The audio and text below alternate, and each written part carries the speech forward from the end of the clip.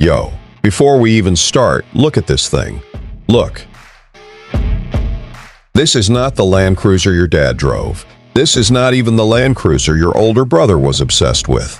This right here, the 2027 Toyota Land Cruiser GR Sport, is something completely different, something Toyota has never done before.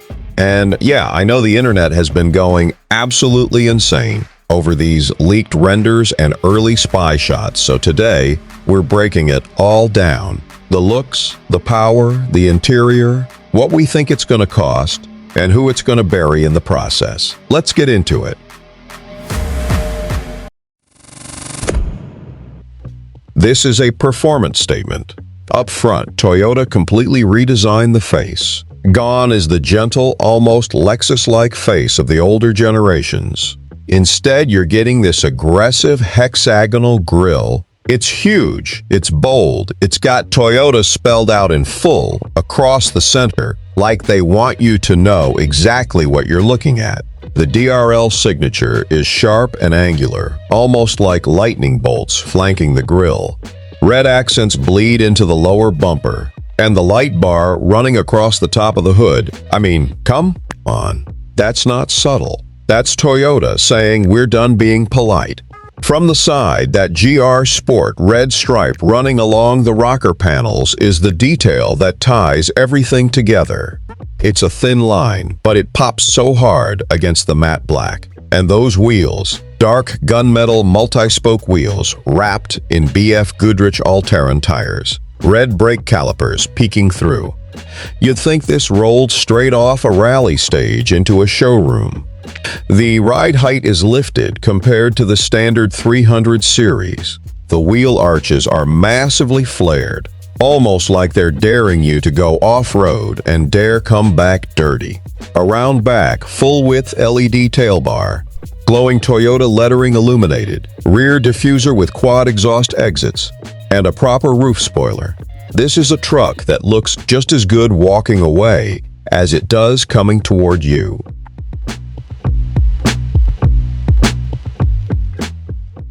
Now, let's talk about what's under the hood.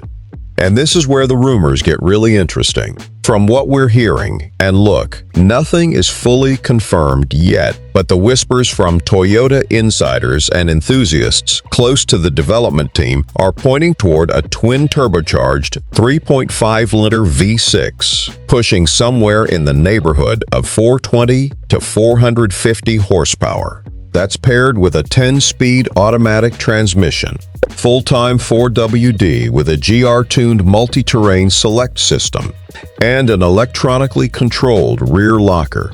There's also strong speculation, and this one really got people talking, that Toyota is exploring a hybrid variant on this GR Sport trim. Interior.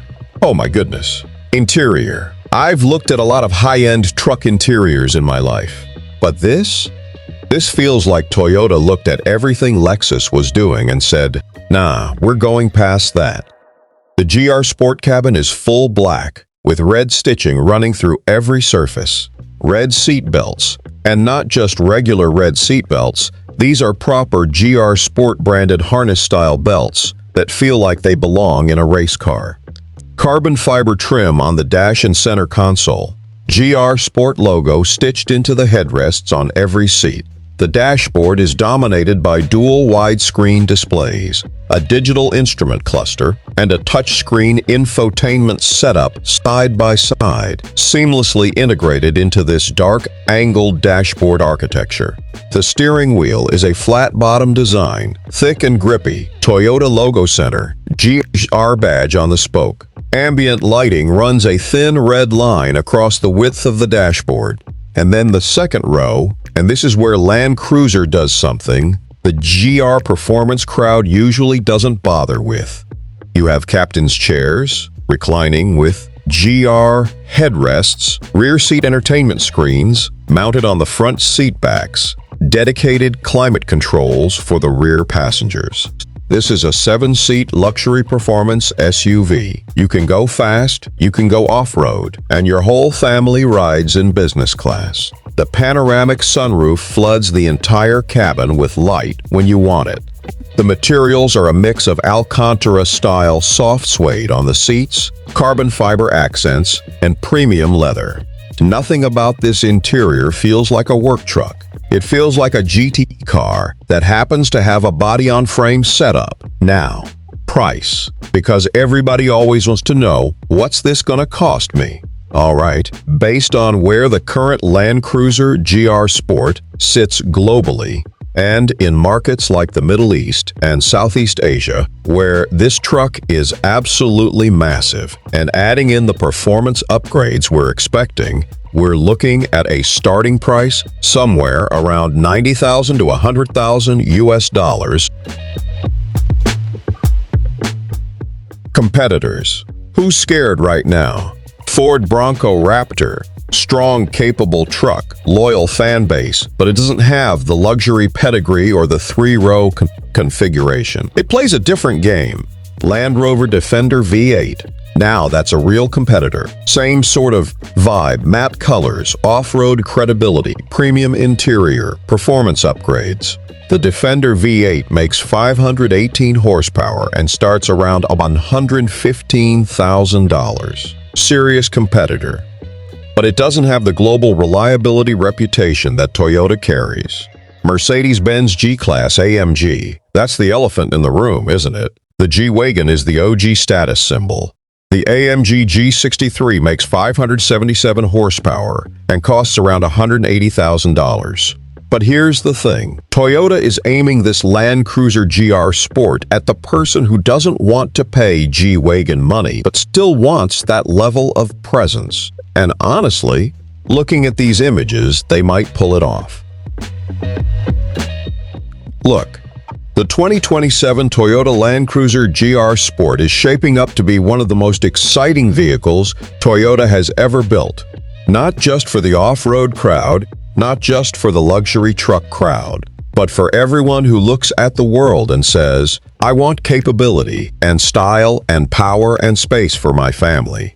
And I don't want to compromise on any of it. The matte black exterior, the GR performance tuning, the interior that punches straight at Lexus and Range Rover territory, the potential hybrid powertrain that takes this truck north of 500 horsepower.